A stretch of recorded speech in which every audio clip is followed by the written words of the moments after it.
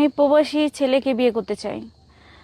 আমি বাংলাদেশের ছেলেকে বিয়ে করতে চাই না, কারণ একবার আমি ধোঁকা খেয়েছি। এজন্য আমি চাই না যে আমার জীবনে আরো ঘটনা ঘটুক।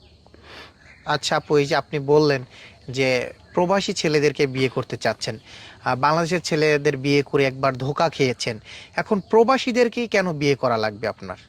প্রবাসীরা দের টাকা বেশি নাকি? কারণ প্রবাসীরা হচ্ছে কি, ওরা অনেক পরিশ্রম করে, কষ্ট করে ওরা ইনকাম করে ওরা ওই টাকাটা রাখতে পারে, এজন্য। আচ্ছা, আর হচ্ছে বাংলাদেশের ছেলেরা কি টাকা রাখতে পারে না? বাংলাদেশের ছেলেরা টাকা তেমন রাখতে পারে না, কারণ একবার তো বলছি যে একবার তো ধোকা খাইছি বিয়ে করে আচ্ছা বাংলাদেশি।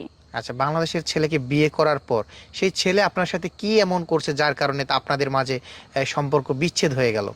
কি কারণ আপনাদের ডিভোর্সটা হয়েছিল, আমরা একটু জানতে পারি? কারণ সে ভালো ছিল না।